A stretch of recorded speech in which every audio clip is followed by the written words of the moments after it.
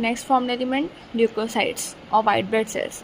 Leuco मतलब होता है white and cytes means cells, that is white blood cells WBC। WBC are colourless due to absence of haemoglobin, क्योंकि RBC में haemoglobin था इसलिए वो रेड कलर के थे, बट ल्यूकोसाइट्स आर कलरलेस।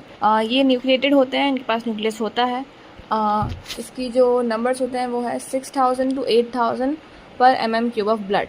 अगर हम तीनों फॉर्म्ड एलिमेंट्स में से देखें तो सबसे कम WBC ही होते हैं, लाइक सबसे abundant most abundant RBC, then platelets जो कि हम आगे पढ़ेंगे, एंड देन WBC। तो 6000 to 8000 पर mm³ ऑफ ब्लड। WBC दो टाइप के होते हैं, granulocyte and agranulocyte, based on how they look when seen in a microscope.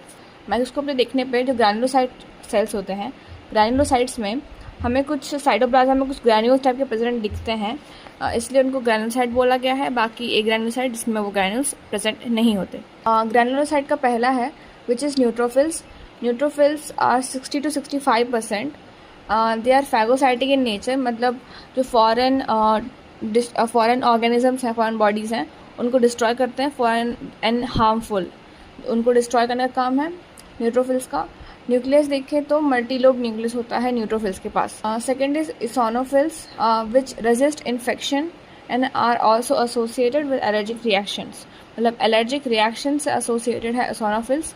ओसोनोफिल्स 2 to 3% होता है और इनका न्यूक्लियस होता है हेडफोन शेप का। Third is basophils. Basophils are 0.5 to 1%। 0.5 to 1% of basophils are present. और सबसे कम होते हैं बेसोफिल्स। अगर हम जितने भी WBC सेल्स हैं उनकी बात करें तो बेसोफिल्स है सबसे कम, और सबसे ज़्यादा न्यूट्रोफिल्स होते हैं विच आर 60 to 65%, और basophils 0.5 to 1%।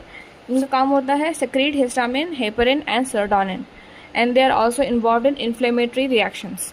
Inflammatory reactions, histamine, heparin and serotonin का secretion.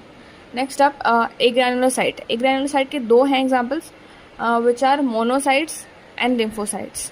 Monocytes are 6 to 8% और lymphocyte 20 to 25%. तो न्यूट्रोफिल्स के बाद अगर देखें तो abundance सबसे ज़्यादा न्यूट्रोफिल्स की थी पूरे WBC में से, और न्यूट्रोफिल्स के बाद लिम्फोसाइट्स की अबंडेंस आती है विच आर 20 to 25%। और अगर सिर्फ एक ग्रैनुलोसाइट में पूछा है कि एक ग्रैनुलोसाइट में सबसे अबंडेंट कौन है, then it is lymphocytes. Lymphocytes are 20 to 25%। Lymphocytes are associated with immune responses in the body. There are B and T types of lymphocytes. तो B वाले जो होते हैं B lymphocytes and T lymphocyte दोनों ही responsible होते हैं for immune responses in the body. Monocytes are phagocytic in nature just like neutrophils. और लिम्फोसाइट का जो न्यूक्लियस होता है इट्स अ राउंड न्यूक्लियस और सर्कुलर न्यूक्लियस, और मोनोसाइट का न्यूक्लियस होता है विच इज हॉर्स शू